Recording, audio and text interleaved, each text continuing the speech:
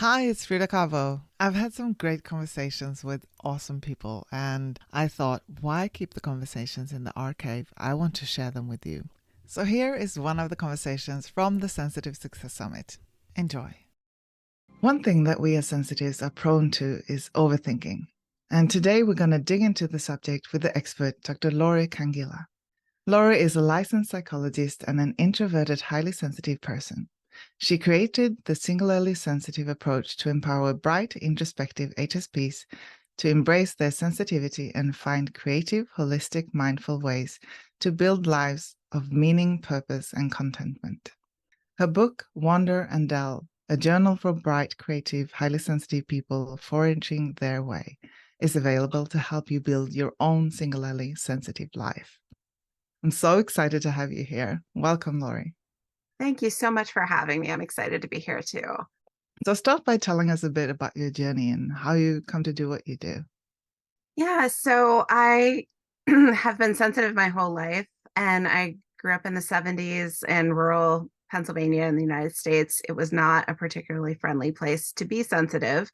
It wasn't very well understood. And it wasn't until I encountered Dr. Elaine Aron's work in the 90s where I really started to recognize that there wasn't something wrong with me for being sensitive. I was just built differently than the majority of people.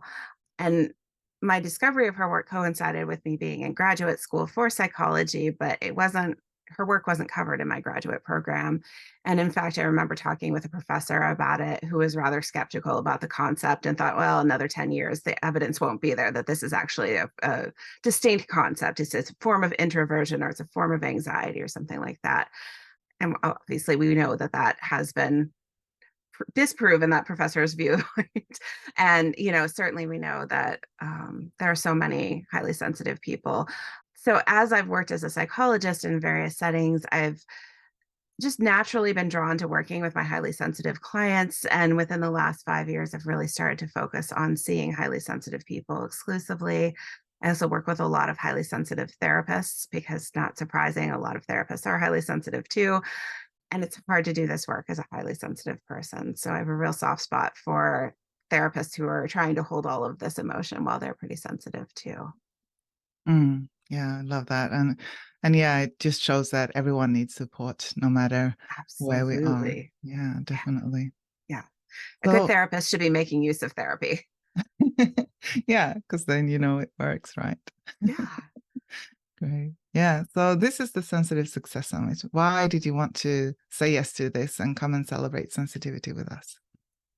I really believe that despite all of the challenges that can come from being a highly sensitive person, there is so much good that comes from it as well. I think we are living at a time where the world needs more people who care deeply about each other, about the environment, and really want to build really deep respectful communities. And so the chance to be a part of this and help to spread the word about all of the balance to all the things that we think of as the downsides of being highly sensitive just was a really exciting opportunity. Right. I'm so excited that you're here and celebrate with us. I know you're passionate about this subject as well. You talk about the singularly sensitive approach. Can you tell Mhm. us a bit more about that?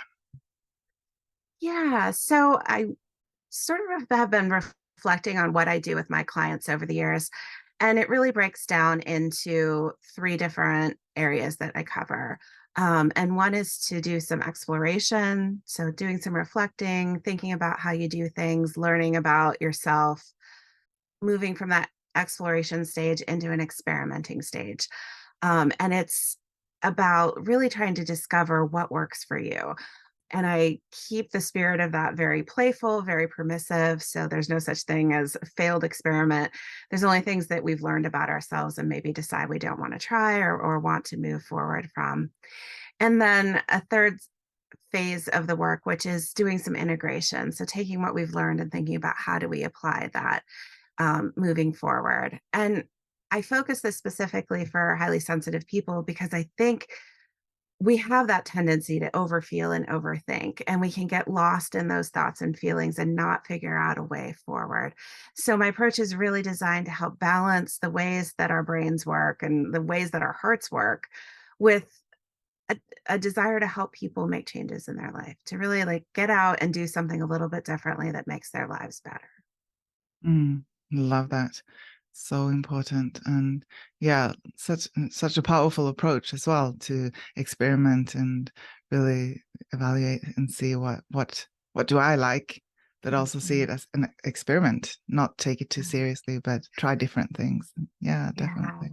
Yeah. And I'm someone who naturally takes everything too seriously. So I think this is partly coming out of my own awareness of that so many highly sensitive people, we have a serious core to ourselves. And that's not a bad thing, but it can make change hard because we do get really hung up on, well, what's going to happen? Am I going to do it right the first time? Am I making the right choice?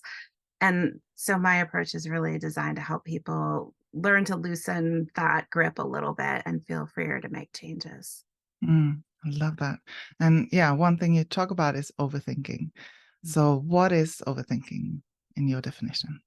Yeah, I think it's the way that we can go from thinking deeply about something into a stuckness or a painfulness where we're not coming up with any new insights. Our thinking isn't moving us forward to changing the way we feel. We're not feeling relieved from how we're thinking about things. We're not motivated to take any action.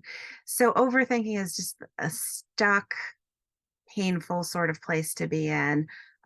Sometimes people describe it as analysis paralysis, or inertia, those ways that our thoughts are no longer serving us. We're kind of at the mercy of our thoughts. Mm. And is it different for highly sensitives? I think everybody, whether they're highly sensitive or not, can overthink. I think it's a difference in how prone highly sensitive people are to doing the overthinking. Our brains are wired differently.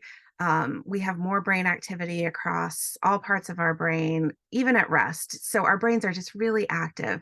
And when you take that overactive brain, well, not even overactive brain, but just very active brain, and you get to thinking about things and you pair that with the way that highly sensitive people are very attuned to their surroundings, they take in really subtle details, it becomes almost this inevitability that at times we will engage in overthinking. Mm. Yeah. So if someone is feeling, yeah, I overthink things, where can we start? One of the things that I really like to encourage people to do is bring some mindfulness to what's going on.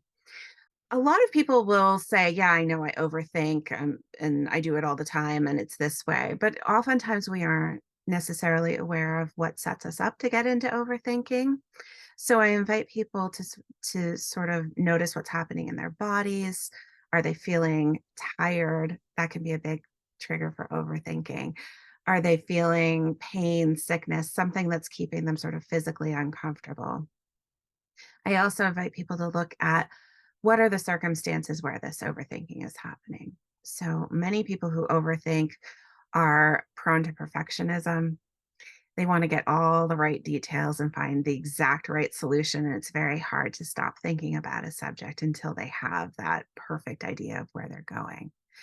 So that can be a way for people to start to recognize, ooh, anytime I go through a transition in my life, I start a new job, it's the start of a school year, I go on vacation, I come back from vacation. Those are times where I overthink. And when we know those things about ourselves, we can begin to recognize the potential is there for overthinking and to start taking some steps to bring ourselves back from that. Yeah, so I feel like there's a fine balance because, as you say, we process things deeply and we think a lot and we want it to be really good. We have high standards and perfectionism. It can easily lead into perfectionism. But there's also like a positive side to it. So when do we know when we passed over from that helpful side to the unhelpful side? That's the really tricky thing because I don't think it's something that I can necessarily look at somebody else and say, you're overthinking this. I think it's much more of something that's subjective and we figure out for ourselves. And I think it has to do with that sense of, am I stuck or am I really still working through something that is unsettled for me? And oftentimes, as I work with people and they practice just noticing what their overthinking experience is like, they get better at knowing where that fine line is for themselves and when they've crossed it. And ideally, we want to try to prevent ourselves from crossing that line. But I also think it's inevitable as highly sensitive people that sometimes we're going to do this, right? I mean, I've been doing work with clients for 20 years. I still overthink at times. It's not something that we can necessarily avoid. But when we feel that stuckness, when we feel heavy, when we have the sense that if I tried to explain this to somebody, they wouldn't understand why I'm still thinking this way. Those are probably clues that we've crossed that line and we're getting very, very close to crossing that line into overthinking. Mm. Yeah, I heard someplace that the speed of your decisions determine the speed of your success. What would you say Yes. about that? Yeah.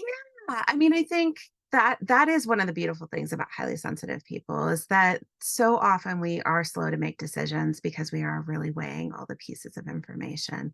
But as we do that, I think we come to those really profoundly creative, valuable decisions. So I think it's okay to be slower in our thinking process. I think that is one of the things that is a real payoff as a highly sensitive person. Most highly sensitive people are not impulsively deciding something that they regret because they're giving it that thinking time ahead of time. Yeah, I love that. And again, it's that finding that balance. Where do I need to think things over, but also where do I need to make a decision?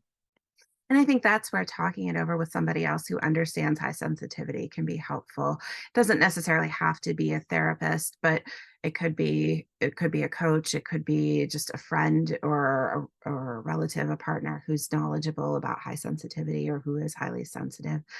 Because I think those people who are attuned to what it means to be highly sensitive are not as prone to rush us. They have more patience for our process. Mm, yeah, love that. And you also have a free resource around overthinking. Tell us a bit more about that. Yeah. So I put together, it's called Singularly Sensitive Skills for Overthinking. And I subtitled it Seven Skills for Releasing Yourself from the Power of Overthinking, because I think that really guides my philosophy. It's not a philosophy of stopping overthinking once and for all and thinking we'll never do it again. I wish if I could figure that out, I would share that idea with everybody. But I think releasing ourselves from the power of that overthinking by using different skills that help us in a holistic way. So there are approaches to help us be mindful, be in our bodies, use nature to help ourselves, play around with how we're looking at our situation and some other skills that we can use. Perfect. Great. We'll put the link here as well. So go and Thank you. check that out. You also created a book and used the tool of journaling. Can you tell us a bit more about that and how that can benefit a highly sensitive person? Think journaling is fabulous for all people. I sort of feel like I'm a crusader to get everybody journaling in some way, and it can be very brief, a word or two a day. It could be writing a response to one prompt that's maybe a sentence long, or it could be more of the traditional sort of brain dump where you just write freely until you get out whatever you need to get out. But my book is designed to provide some prompts to help people start to know where to go. So it's again organized around those ideas in the singularly sensitive approach of explore, experiment, and integrate. And it helps us to get creative approaches to whatever kinds of problems or situations that we were having. So for someone who's feeling like they're really struggling with overthinking, being able to go through those some of those prompts and help yourself to externalize some of that thinking can be a way to break some of that power that it has over you. Mm, yeah, I definitely agree. Journaling is so powerful. But I also know that many people struggle with journaling. They're trying it. Is there a secret to succeeding with it? I think the only secret is to really make it very customized to your life. I don't think there's a one size fits all approach. Even my book, as much as I would love everyone to love my book and use my book and think it's great, it's not going to be for everyone. So I think being really clear about what works for you and what doesn't. I'm very practical when people are trying to come up with journaling practices that work for them. So if they want to write on paper, if they want to write on a computer or a phone, doesn't matter. Um, Again, if they like writing freely, that's fine. If they respond better to prompts, that's okay too. I have people who journal through drawing or through pictures or creative methods, and all of those things are fine because the point of a journal is to help you externalize your internal experience and get enough distance from it that you can think about it and view it in a fresh way. So I would much rather have somebody that journals once a week or once every 2 weeks, but has a really powerful experience from that because they've tailored it to their lives, than have someone who just sort of mechanically goes through every day. I must get up and I must write a page. I mean, Mm. there may be value in that too, but I think most people, if they don't figure out how to fit it into their lifestyle and fit their preferences, their needs, they don't stick with it. So it's Yeah. okay to be imperfect. It's okay to try different things and see what works. And it's always okay to come back to journaling. I'm not a perfect journaler. I'm not consistent with everyday journaling, but I always come back to it. There's never a time where I'm like, oh no, I'm over that. I come back to it and start afresh. And Yeah. that's what I encourage clients to do too. Yeah, same here. And I love what you're saying. It's going back to that, exploring and finding what is right for you and just play with it, see what works. Yeah. Mhm. Yeah. I mean, going back to that idea of it doesn't have to be so serious. It doesn't have to be so rigid, or we don't have to make it formulaic. We can play and say, how does this feel? Or what is it like if I write on paper, if I'm usually a computer journaler, or vice versa. Okay. Yeah. Yeah. So much to explore and Mhm. experiment with. So, what would you say is the best thing about being highly sensitive? I love how highly sensitive people come to these incredible understandings of the world, the relationships that they're in, because they are thinking so much about it. It's why I would never want people to stop thinking deeply. I'd rather people end up on the side of overthinking sometimes than stop doing that deep thinking that helps people just figure out incredible things and feel connected to their world in a different way. I just think that's so incredible. And knowing that highly sensitive people do that with such gentleness and such profound respect and care for the people in their lives is so powerful to me. Mm, love that. Yes. So, is there anything else that you would like to add to those highly sensitives that are listening to this? I would just add that I am at a point in looking at highly sensitive people and myself as an HSP where I have a lot of acceptance for who I am and what the traits are, good, bad, and indifferent. But I didn't get here overnight. And I would encourage people listening to not assume that they can just flip a switch and suddenly embrace being a highly sensitive person, but that as you continue to work on it and really lean into the strengths that it brings you, it's much easier to accept. And the more you surround yourself with other people and come to events like this, the more you get that message of, oh yeah, there's some really great things about who we are. Mm, So there is hope. There's hope that you will come to a deeper acceptance too. yes, definitely love that. Thank you so, so much. Thank you for being here and sharing your wisdom with us. And thank you for the work that you do in the world. It's so important. Likewise, thank you for bringing all of us together and giving us a chance to hopefully touch a lot of other lives and learn from one another as well. Thank you.